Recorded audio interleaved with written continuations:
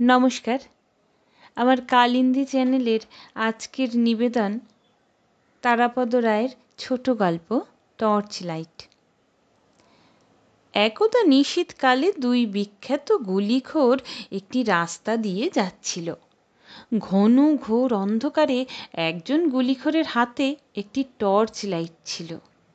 সেই টর্চ লাইটের আলো জ্বালিয়ে পথ দেখতে দেখতে দুজনে হাঁটছিল। যেমন হয়ে থাকে দুজন গুলিখোর পাশাপাশি হাঁটলে যা হওয়া উচিত, দুজনে মিলে উল্টো পাল্টা আজগুবি সব গল্প করছিল। তাদের গন্তব্যস্থান বেশ দূরে ছিল, হয়তো নেশার ঘোরে তারা ঘুরপথেই যাচ্ছিল। অনেক অনেক হাঁটার পর এক গুলিখোর বলল, এ যে কিছুতেই পৌঁছচ্ছি না, এর থেকে স্বর্গে যাওয়া তো সোজা, আর কত হাঁটবো রে বাবা। দ্বিতীয় গুলিখোর, যার হাতে টর্চ লাইট ছিল, সে আকাশের দিকে লম্বালম্বি টর্চ লাইটটার আলো ফেলে বললে, ওই তো স্বর্গ, সোজা পথ, আমাদের বাড়ির পথের মতো অত ঘোরা রাস্তা নয়, যাবি? প্রথম ব্যক্তি এই প্রস্তাবে সঙ্গে সঙ্গে রাজি হয়ে গেল। সে বলল, এ আর বেশি কথা কি, সোজা ওই আলো বেয়ে উঠে যাব। সুরঙ্গের মতো টর্চ লাইটের আলোটা সরাসরি অন্ধকার আকাশ ভেদ করে উঠে গেছে। সেই ঊর্ধ্বপানে সে তাকিয়ে নিয়ে মালকোচা দিল তার ধুতিতে আলো বেয়ে স্বর্গে উঠে যাবার জন্য। তারপরেই কি যেন চিন্তা করে সে থমকে দাঁড়ালো। টর্চ লাইটধারী তাগাদা দিল, কি রে, কি হলো, দেরি করছিস কেন? লাইট টিপে টিপে আমার আঙুল ব্যথা হয়ে গেল। দ্বিতীয় ব্যক্তি তখন বলল, না ভাই, তোকে বিশ্বাস নেই, আমি উঠব না। প্রথম গুলিখোর বন্ধুর অবিশ্বাসে আহত হয়ে বলল, আমাকে ভয় পাচ্ছিস কেন, আমি কি করব? দ্বিতীয়জন বলল, আমি উঠবার সময় তুই যদি মাঝপথে আলো নিভিয়ে দিস, তাহলে তো আমি জপাং করে পড়ে মরে যাব। টর্চ লাইটের এই পৌরাণিক মোটা দাগের হাসির গল্পটি যারা জানেন, তাদের আজ আমি অন্য একটি টর্চ লাইটের করুণ কাহিনী শোনাতে চাই। সে কাহিনী এরকম কাল্পনিক গুলিখোর বা হাস্যকর নয়। আমার টর্চ লাইটটা খুঁজে পাচ্ছি না। আমাদের বাড়িতে কোনো জিনিস হারিয়ে গেলে সব শুদ্ধ 108 জায়গায় খুঁজতে হয়। জায়গাগুলো এইরকম: আলমারির নিচে, আলনার পিছনে, তরকারির ঝুড়ির আড়ালে, আমাদের কুকুর গণেশের বিছানায়, ছোট জিনিস হলে আমার পাঞ্জাবির পকেটে, বড় জিনিস হলে মিনতির হাত ব্যাগে, অথবা আমাদের ডাক বাক্সে। আমাদের হারিয়ে যাওয়া জিনিস ডাক বাক্সে কী করে প্রবেশ করে, সে প্রশ্নে অন্য একদিন যাব। আমাদের টর্চ লাইটটা ঠিক আমাদের নয়। বহুকাল আগে, সে প্রায় 25 বছর হলো, এই লাইটটা আমাদের কালীঘাট বাড়িতে একটা চোর ভুল করে ফেলে যায়। চোর যখন দোতলার পাইপ বেয়ে আমাদের বাড়িতে চুরি করার যোগ্য জিনিস না পেয়ে বিফল মনোরথ হয়ে নেমে যাচ্ছিল, তখন ভুল করে ছাদের কার্নিশের ধারে সে তার টর্চ লাইটটা ফেলে যায়। আমার অগ্রজ বহুক্ষণ আগেই গৃহে চোরের প্রবেশ টের পেয়েছিলেন এবং তিনি নীরবে চোরটিকে লক্ষ্য রাখছিলেন, শুধু এই কৌতূহলবশত যে আমাদের বাড়িতে এমন কি জিনিস আছে যা চোরে নিতে পারে। শেষ পর্যন্ত দাদা দেখলেন যে হতভাগা চোরের সম্পূর্ণ পরিশ্রম শুধু বৃথা হয়েছে তাই নয়, উপরন্তু সে তার নিজের সম্পত্তি কার্নিশের একধারে ফেলে যাচ্ছে। কার্নিশেরই অন্য প্রান্তে অন্ধকারের মধ্যে গুটি মেরে বসে দাদা এতক্ষণ পর্যন্ত চোরের কার্যকলাপ নজর রাখছিলেন। এবার তার মায়া হলো।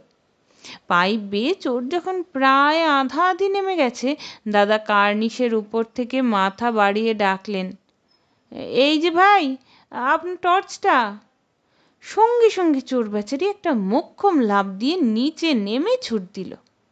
দাদাও টর্চ লাইট হাতে সিঁড়ি দিয়ে তরতর করে নেমে চোরের পিছনে দুর্ভাগার আলোটা ফেরত দেওয়ার জন্য দৌড়তে লাগলেন। সে দৌড় দীর্ঘস্থায়ী হয়েছিল। আমাদের মহিম হালদার স্ট্রিটের বাড়ির পেছন দিক দিয়ে কালীঘাটের বাজার ধরে আদিগঙ্গার খাল পেরিয়ে চেতলার মধ্য দিয়ে একেবারে নিউ আলিপুরের সীমানায় দুর্গাপুর ব্রিজের নিচ পর্যন্ত। পুলের নিচের গোলক দাদায় লোকটা হারিয়ে যায়। দাদাও রণে ভঙ্গ দিয়ে অবশেষে ক্লান্ত হয়ে ফিরে আসেন। এরপর থেকে ইচ্ছে অনিচ্ছে ওই চোরের টর্চটি আমাদের সম্পত্তি হয়। আমার সেই স্মরণীয় অগ্রজ বহুদিন বিগত হয়েছেন। বাউন্ডুলে অস্থিরচিত্ত খ্যাপা দাদা তার স্নেহাস্পদ ভাই এই আমার জন্যে ইহ পৃথিবীতে স্মৃতি এবং ওই চোরের টর্চ লাইটটি ছাড়া কিছুই রেখে যাননি। ওই টর্চ লাইটটি আমার অতি পবিত্র উত্তরাধিকার। সুতরাং এরপর থেকে ওই আলোটিকে চোরের টর্চ লাইট না বলে শুধু টর্চ লাইট বলবো। টর্চ লাইটটি পাওয়া যাচ্ছে না, এরকম মাঝে মধ্যে হয়, কিন্তু শেষ পর্যন্ত ঠিকই বেরিয়ে পড়ে। দ্রব্যটি এত বেশি হারায় যে ওটি খুঁজে বার করার জন্য আমার উর্বর মস্তিষ্ক থেকে একটি সরল পন্থা বার করেছি। লাইটটি হারিয়ে গেলে আর যত্রতত্র 108 জায়গায় খুঁজি না, বাড়ির সবাই মিলে একত্র হয়ে একটা টেবিলের চারপাশে বসি। তারপর আলোচনা শুরু হয় লোডশেডিং নিয়ে, কারণ ওর মধ্যেই রয়েছে গুপ্তধনের চাবিকাঠি। লোডশেডিংয়ের সময় ছাড়া টর্চ লাইট কাজে লাগে না। সুতরাং আলোচনা করে সিদ্ধান্ত নিতে হয় শেষ কখন বা কবে লোডশেডিং হয়েছিল। যখন ঘন ঘন লোডশেডিং হয় তখন এ ব্যাপারটা নিয়ে খুব একটা মতভেদ হয় না। তারপরে প্রশ্ন, গত লোডশেডিংয়ের সময় কে টর্চ ব্যবহার করেছিল, এবং সর্বশেষ মোক্ষম জিজ্ঞাসা, লোডশেডিংয়ের পরে যখন আলো ফিরে এলো সেই মুহূর্তে যার কাছে টর্চ লাইটটা ছিল সে কোথায় দাঁড়িয়ে বা বসে বা শুয়েছিল। বলা বাহুল্য এই শেষ প্রশ্নটি নিয়ে বহু বাদ বিসম্বাদ হয় এবং যেভাবেই হোক টর্চ লাইটের হদিশ মিলে যায়। যারা এ পর্যন্ত পড়ে ভাবছেন টর্চ লাইটটি খুবই দামি মডেলের, সোনা রূপো অন্তত তামার কিংবা অন্য কোনো রহস্য আছে এর মধ্যে, তারা কিন্তু ভুল ভাবছেন। আবার টর্চটির রহস্য প্রসঙ্গে আসছি। প্রথমত, ওই টর্চটি আমার বাড়ির কয়েকজন ছাড়া আর কেউ জ্বালাতে পারে না, সুতরাং কারো ওটা চুরি করে লাভ হবে না। টর্চটি জ্বালানোর আগে সেটার পিছনে 1 সেকেন্ড ব্যবধানে পরপর 3 বার আলতো করে এবং তারপরে অতর্কিতে একবার একটু জোরে চড় দিতে হয়। এই শেষ চড়টা খুব জোরে হলে চলবে না, আবার খুব আস্তে হলেও চলবে না। চড় মারার সময় খুব সূক্ষ্মভাবে কান পেতে থাকতে হয়। ওই টেলিফোনের লাইন কেটে যাওয়ার মতো একটা মৃদু কট করে শব্দ হওয়া মাত্র টর্চটাকে হাতের মধ্যে বোঁ বোঁ করে ঘোরাতে হবে এবং ভাগ্য প্রসন্ন থাকলে ওই ঘুরতে ঘুরতে আলো জ্বলে উঠবে। আলো জ্বলে উঠলেই যে সমস্যার সমাধান হলো তা নয়। কোনো এক অজ্ঞাত কারণে টর্চের মুখটা নিচের দিকে করলেই আলো নিভে যায়। ফলে গুলিখোরের টর্চ লাইটের মতো এটাকে স্বর্গপানে ধরে রাখতে হয়। অন্ধকারের মধ্যে চলাফেরার জন্য 15 থেকে 20 ডিগ্রি পর্যন্ত বাঁয়ে বা ডাইনে কাত করা যেতে পারে, কিন্তু খুব সাবধানে, কারণ নিভেও যেতে পারে। তবে নিভে গেলে হতাশ হওয়ার কিছু নেই, কারণ অনেক সময় একা একাই স্বেচ্ছায় জ্বলে ওঠে। শুধু তাই নয়, বহু সময় সে কমে বাড়ে নিজের খুশি মতো। এই নিবু নিবু হয়ে এসেছে, হঠাৎ দপ করে জ্বলে উঠল, আবার ধীরে ধীরে কমতে লাগলো।